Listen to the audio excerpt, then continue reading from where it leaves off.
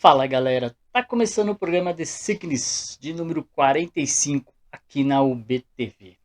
E hoje eu vou trazer aí uma pergunta incômoda logo de cara. O underground ainda incomoda ou virou peça de museu?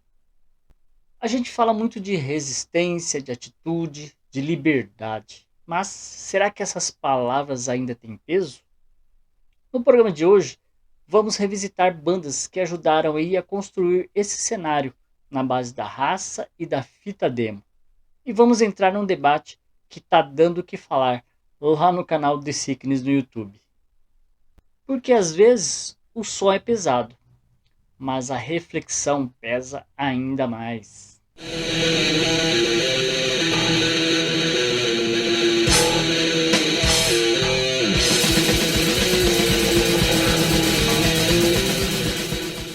A On The Loose representa aí uma geração que não pediu espaço, simplesmente ocupou. Som direto, agressivo, sem maquiagem e sem filtro. No vídeo que saiu lá no canal The Secrets, eu trago aí um resgate da trajetória da banda, contextualizando aí a cena da época e a importância deles dentro do underground nacional. Vamos conferir então aí agora o vídeo completo sobre a On The Loose, que também está lá no canal do The Secrets, se você quiser ver e rever depois. Salve galera, tudo certo? Neste vídeo aqui hoje eu trago para vocês aí uma banda que vem diretamente lá de Portugal, carregando aí aquele peso denso, solene e épico que só o Doom pode saber entregar. Estou falando da On The Loose e do mais recente single deles, Path to Serenity, lançado em novembro de 2025. Se você curte Doom com alma, atmosfera e riffs que parecem muralhas de pedras sendo erguidas na sua frente, fica comigo aqui até o final.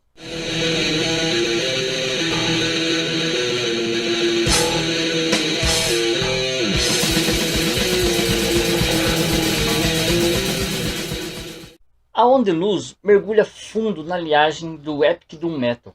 Nada de pressa, nada descartável. Aqui o tempo é arrastado, denso, quase ritualístico. Nos vocais temos o Rick, ex-Iron Sword, ex-Ravensire e atualmente também no Elsfok Nigris. Ele entrega aí uma performance crua, intensa e carregada de emoção. Não é só cantar, é declamar dor, conflito e introspecção. Na guitarra temos o Marco Maroco, constrói riffs poderosos, daqueles que parecem talhados em granito. Na bateria, JP Ventura, também do Downrider, conduz tudo aí com firmeza e peso, mantendo aí o clima sempre implacável. E no baixo, Tony Kagaita sustenta a base com profundidade, dando aquele corpo que o Doom exige. A produção desse trabalho ficou nas mãos de Paulão Vieira, conhecido por trabalhos com The Limit, Iron Sword e Midnight Priest. E o resultado é um álbum com peso orgânico, atmosfera viva e identidade própria. Se você é fã de Candlemas, Sorcerer ou Paradise Lost, prepare-se. Em Path to Serenity você encontra riffs grandiosos, melodias melancólicas e aquela sensação agridoce que só o Doom consegue provocar. É sombrio sim, mas não é vazio. Existe propósito, existe construção emocional. O álbum alterna momentos de introspecção profunda, com passagens mais épicas e expansivas. É música para ouvir com atenção, de preferência no volume certo, deixando cada camada respirar. E agora eu deixo aqui para vocês conhecerem o single The Serpent Within, uma faixa que traduz bem o espírito do álbum, peso, atmosfera e intensidade emocional. A música cresce aos poucos, envolve, e quando você percebe já está completamente imerso. E se você curte Doom Metal, valoriza bandas que mantêm a essência do estilo e ainda conseguem soar autênticas, vale muito a pena conferir o trabalho da On The Loose. Procurem o álbum Path to Serenity completo no YouTube e nas plataformas digitais. Apoiem bandas independentes, compartilhem, comentem. E agora, preparem os ouvidos, aumente o som e deixe o peso fazer o resto.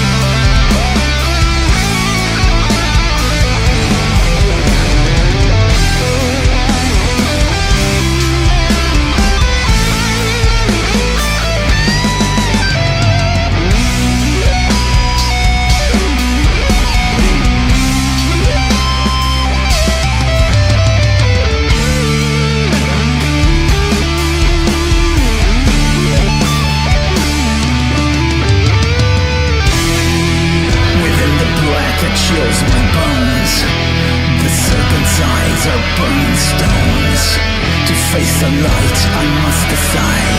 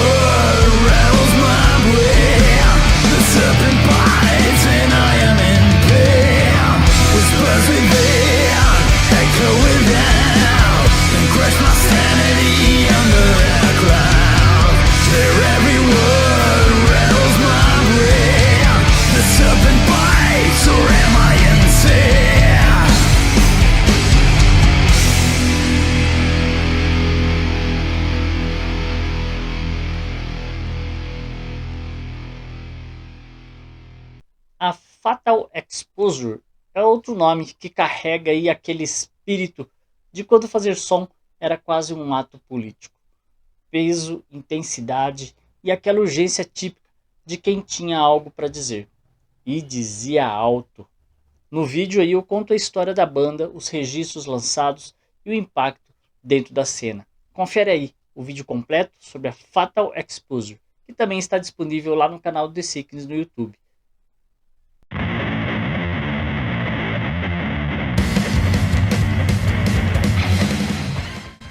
Salve galera, tudo bem? Hoje vamos mudar aqui um pouco o tom dos vídeos que eu tenho trazido aqui no canal com a banda Fatal Exposure, ou Exposição Fatal, se você preferir aí ela traduzida aí para o português. Esta banda vem lá de Portugal, que faz aí um som pesado na linha death thrash, com riffs rápidos, mas músicas curtas, apesar aí de estar nessa linha sonoricamente mais pesadona, assim, que leva a pensar com músicas longas, mas eles trazem músicas curtas de 1-2 minutos, muito legal. Esse material aí foi enviado pelos amigos lá da Selvageria Records, que tem sempre colaborado aí bastante aqui com o canal, enviando lançamentos e materiais vindos lá da terra lusitana. A Fatal Exposure traz aqui, detonando aí para nós, o Bikini Atoll Broadcast, né? Um álbum de estreia devastador aí, como terra queimada, como está escrito no seu release.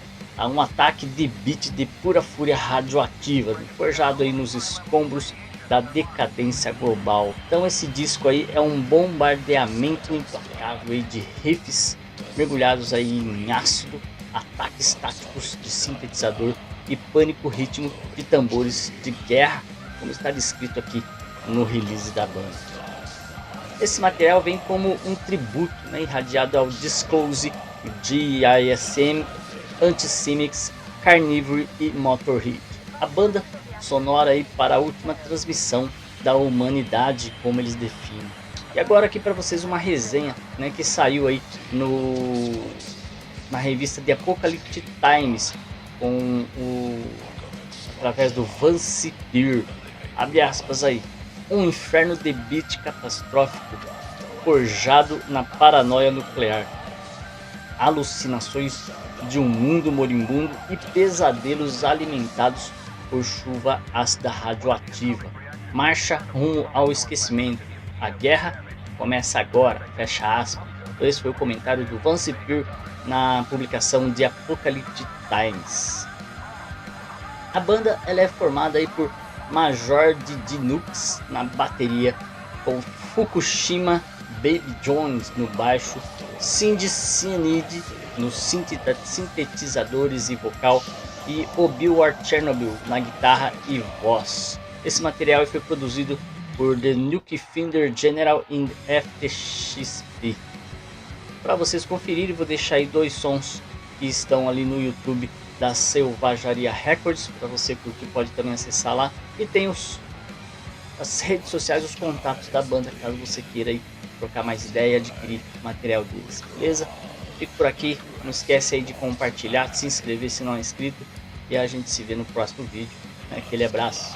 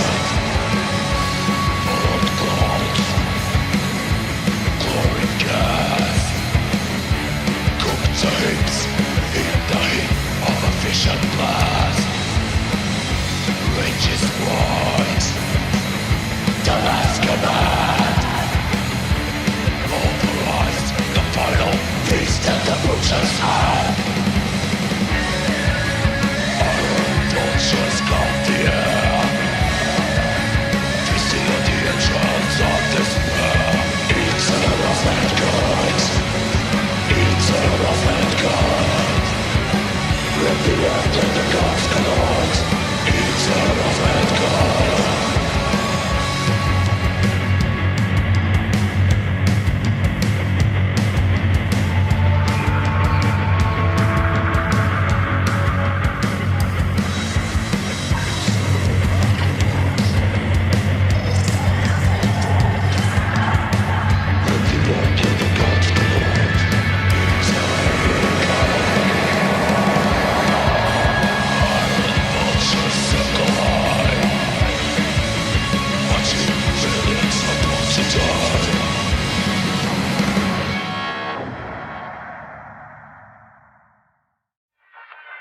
entry vehicles contain the missile's nuclear warheads.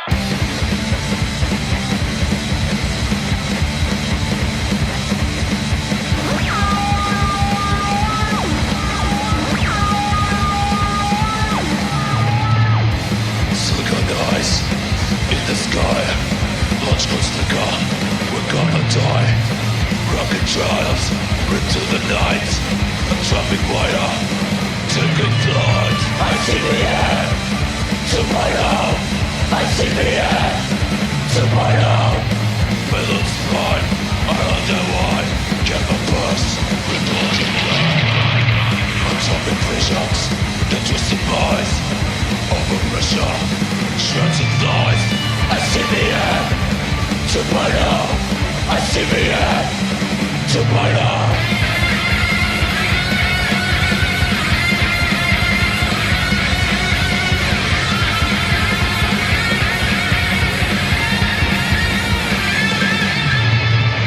I see the end. Tomorrow. I see the end. Tomorrow. Thermal pulse. Erupting flames, the enemy moves, the circuit strikes, the final cut, the final stage, above zero, enrichment point. I see the air, tomorrow, I see the air, tomorrow. E agora vamos falar do debate que eu trouxe aqui no episódio anterior. E aí ele continua repercutindo. Tudo começou a partir de uma análise sobre o documentário que saiu no Fantástico em 1983 sobre o que o punk representa. Isso gerou comentários, interpretações diferentes e abriu uma discussão interessante. No vídeo intitulado O Punk Liberta, eu trago essa reflexão. O punk é um caminho de transformação real? Ou virou apenas identidade estética, camiseta e pose? A ideia não é dar resposta pronta, é provocar pensamento. Porque se o punk não provoca, ele ainda é punk? Confere agora aí esse vídeo aí, o Punk Liberta, que tem um comentário muito interessante e gerou aí um assunto bem legal para a gente refletir.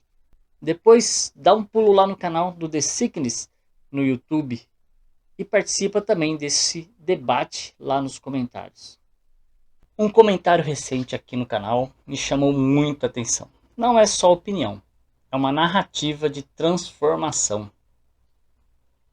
Minha história no punk é uma história de quebrar correntes. O que significa quebrar correntes? Não é metáfora vazia, é identidade sendo construída.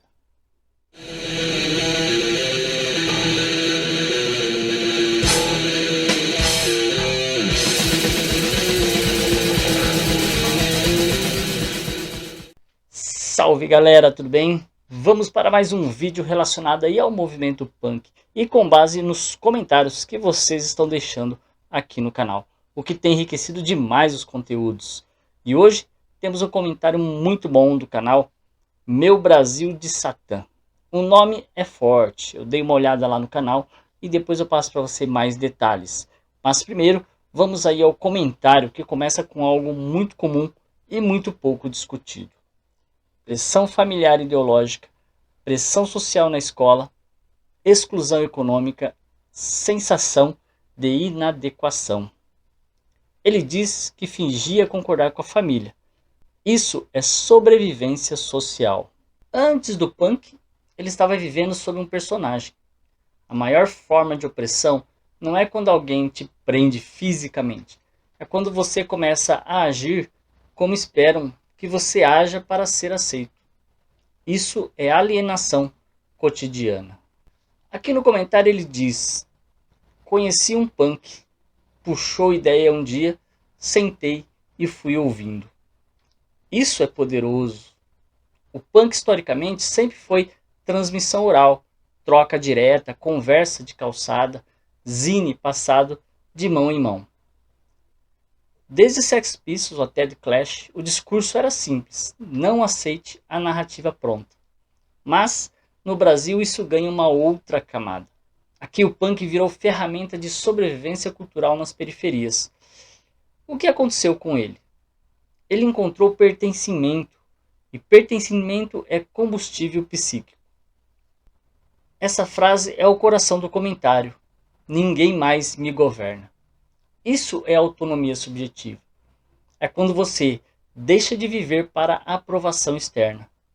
Mas aqui entra uma pergunta importante. A autonomia é isolamento ou é consciência? O punk clássico sempre trabalhou essa tensão. Autogestão não é egoísmo, é responsabilidade sobre si. Depois ele fala algo muito forte. Consegui o respeito de quem eu mais queria, que era o de mim mesmo. Isso é maturidade emocional. O punk, quando não vira caricatura, é ferramenta de reconstrução, de autoestima. Não é sobre destruir tudo. É sobre reconstruir a si, mesmo fora do molde imposto. Depois ele diz que percebeu, depois, que precisava do social também. Que ajudando os outros, ajuda a si mesmo. Esse é o ponto onde o punk deixa de ser apenas rebeldia estética e vira prática política. O do it yourself não é só fazer seu próprio show. É criar rede, é criar suporte, é criar espaço para outros existirem. É aqui que o punk encontra o anarquismo, o mutualismo, a organização de base. E depois ele cita o satanismo de Anton LaVey, fundador da Church of Satan. É importante contextualizar. O satanismo laveiano não é culto literal ao diabo, é filosofia individualista, ateísta, focada na autoafirmação e rejeição da moral cristã tradicional. O ponto de contato com o punk está em rejeição de autoridade moral, autonomia individual, ruptura com tradição religiosa. Mas existe aí uma diferença. O punk histórico muitas vezes caminha para o coletivo, e o laveianismo é centrado no indivíduo. E essa tensão é interessante e saudável da gente debater. O punk não é só som rápido, não é só visual, não é só passado. Mostra algo importante. Para algumas pessoas ele é rito de passagem, é reconstrução identitária, é libertação subjetiva, que depois pode virar consciência social. E talvez a pergunta mais interessante não seja se o caminho dele é igual ao seu, mas sim, o punk ainda está sendo ferramenta de transformação real ou virou só estética reciclada? Agora aqui tem um outro ponto interessante nesse comentário, que eu quero destacar. O nome do canal, Meu Brasil de Satã. Para muita gente isso pode soar pesado, pode soar como provocação gratuita ou como algo ligado a satanismo literal, culto, algo sombrio, no sentido mais cru da palavra. Mas eu fui lá olhar o canal e sabe o que tem lá? Músicas com letras de revolta, músicas de libertação, protesto social, bem na estética punk e hardcore. Nada de culto religioso, nada de pregação satanista, nada de ritualização. O que aparece é linguagem simbólica. E dentro da cultura punk, o uso de símbolos considerados proibidos ou incômodos sempre foi ferramenta de choque cultural, não necessariamente crença literal. Desde o uso de iconografia provocativa nos anos 70 até o hardcore dos anos 80, o choque sempre foi uma forma de dizer: eu não aceito a moral imposta como absoluta. Então, o nome pode soar agressivo para quem olha de fora, mas olhando o conteúdo que existe ali, é discurso de ruptura, não de adoração. E isso é importante deixar claro para evitar julgamento superficial. O punk ele sempre flertou com símbolos que causam desconforto. Mas símbolo não é sinônimo de prática literal. O choque muitas vezes é linguagem política. Agora, o que realmente está em jogo? No fim das contas, o que esse comentário mostra não é sobre satanismo, não é sobre estética, não é sobre nome provocativo. É sobre transformação. Um garoto que se sentia invisível, inadequado, pressionado a representar um papel que não era dele. Encontra uma cena, encontra uma linguagem, ele encontra a voz. Primeiro vem a libertação individual, depois a consciência de que ninguém se liberta sozinho. Isso é interessante, porque muita gente acusa o punk de ser só rebeldia adolescente. Mas relatos como esse mostram outra coisa: processo de transformação. Agora aqui vamos fazer uma reflexão muito importante. Se o punk só servir para romper com a família, mas não gerar responsabilidade, ele para na metade do caminho, não é mesmo? Se ele virar só estética, de choque, ele perde a profundidade. Mas quando ele constrói autonomia e depois consciência social, aí ele cumpre uma função histórica. E sobre o nome Meu Brasil de Satã? Talvez o incômodo que ele causa diga mais sobre o medo do símbolo do que sobre o conteúdo real. Porque o que está ali não é culto, é protesto. E talvez essa seja a pergunta que fica.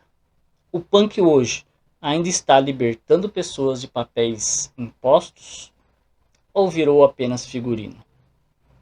Se ele ainda estiver mudando vidas, como mudou a dele, então ele continua vivo. Isso é o que realmente importa. Libertação não começa no coletivo.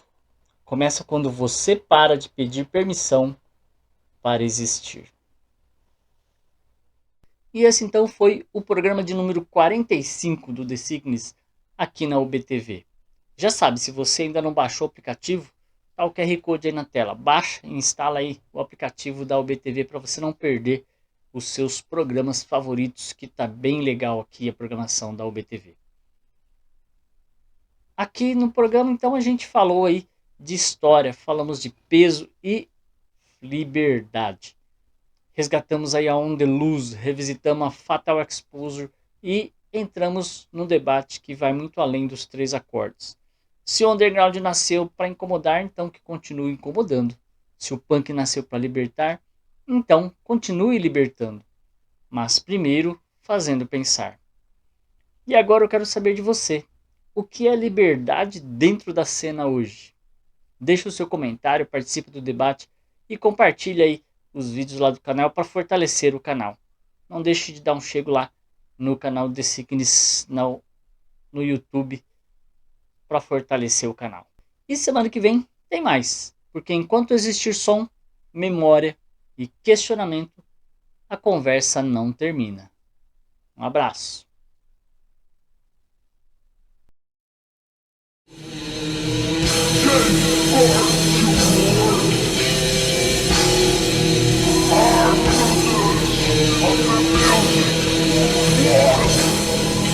They were building